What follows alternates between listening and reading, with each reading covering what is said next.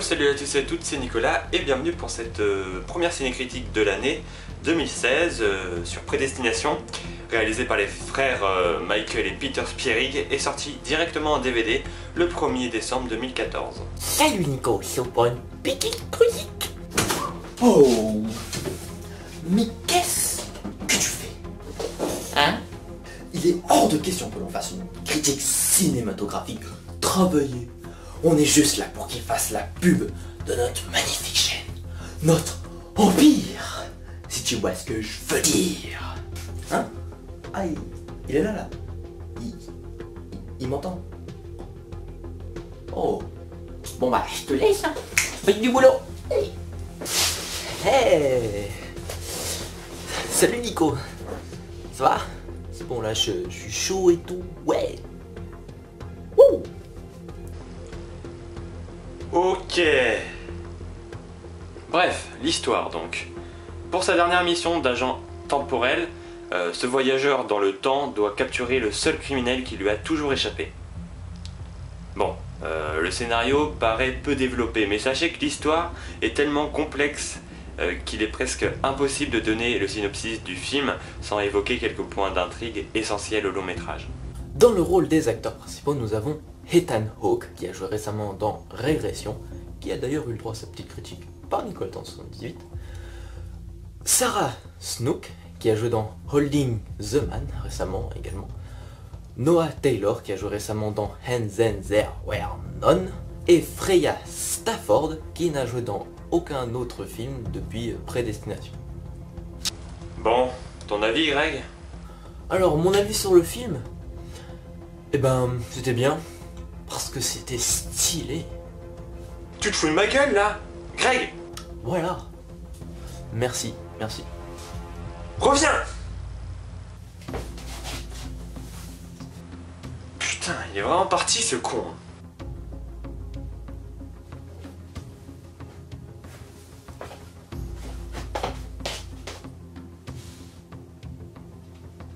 T'es encore là, toi? Bah oui, connard! Qu'est-ce que tu fous encore là?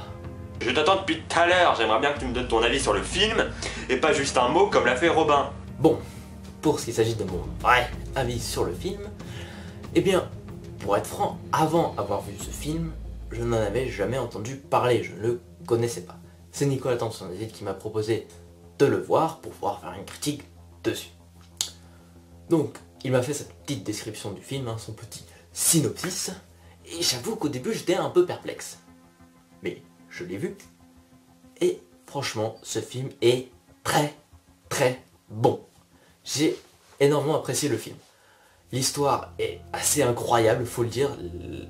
Faut suivre l'histoire, mais une fois qu'on suit, qu'on comprend tout, c'est très bien réalisé, c'est très bon.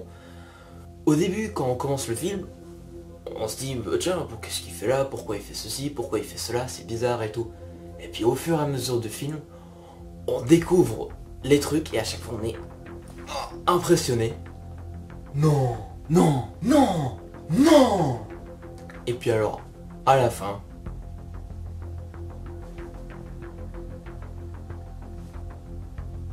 non.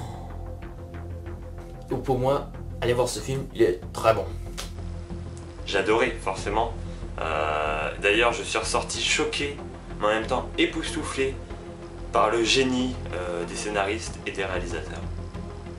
Bon, déjà, le film traite du sujet du voyage dans le temps, ce que j'adore personnellement, je suis vraiment fan de ce genre de film. Mais au début du film, c'est vrai qu'on ne sait pas vraiment où on va. On nous raconte une certaine histoire qui n'a pas vraiment lieu d'être. Et donc on se demande plus ou moins de quoi va parler ce film. Parce qu'on connaît le fond, mais la forme, c'est vrai qu'elle est un petit peu décalée, biscornue. Je sais que ça fait un peu bizarre mais de dire ça, mais c'est ce que j'ai ressenti quand j'ai vu les premières minutes du film. On sait pas vraiment où tout cela nous mène, puis après on a quelques révélations, ce qui nous éclaire plus, sans pour autant nous donner toutes les réponses à nos questions. Et on est vraiment très aveugle et naïf par rapport au personnage. On ne sait pas où on va. Et puis à la fin, toutes les questions qu'on avait ont une réponse, tout devient logique, tout s'accorde, tout s'emboîte. Et à ce moment-là, on ne peut admirer le film qu'en applaudissant ce qu'ont fait les réalisateurs et les scénaristes. Bravo. Après, la réalisation n'est pas sensationnelle, il n'y a pas des styles particuliers qui sont évoqués, mais en même temps, le film se centre plus sur l'histoire. Et franchement, putain, ce scénario, il est génial. Après, je suis sûr que les gens qui aiment bien tout ce qui est paradoxe aussi, on traite beaucoup de ce sujet-là dans ce film, et ça vous fait réfléchir pendant un petit moment quand même. C'est le genre de film qu'on regarde qu'une fois ou deux, parce que, en fait, le problème, enfin, d'un certain côté c'est un problème, dès qu'on est spoilé sur la fin du film, et bah, le long métrage perd toute son importance. Toute la magie n'y est plus parce qu'on connaît la fin du coup et au final ça sert pas à grand chose de le regarder. Donc c'est pour ça que le synopsis que je vous ai donné tout à l'heure est si flou, c'est pour ne pas vous enlever tout le plaisir que j'ai eu à regarder ce film moi, sans connaître une seule image du film. Moi j'étais époustouflé de voir le travail superbe de la part des scénaristes, des réalisateurs et aussi des acteurs, faut pas l'oublier. Donc franchement, allez voir le film, il en vaut la peine. D'ailleurs pour moi ça sera un bon 8 sur 10 bien mérité. Et toi Greg? Alors pour moi, ce sera un 8 sur 10 également. Très bon 8 sur 10. Bon, je vais être franc avec vous, j'ai cherché des anecdotes sur le film, sur internet, mais je n'ai absolument rien trouvé. Donc à la place, on peut... une idée Greg? Non, non.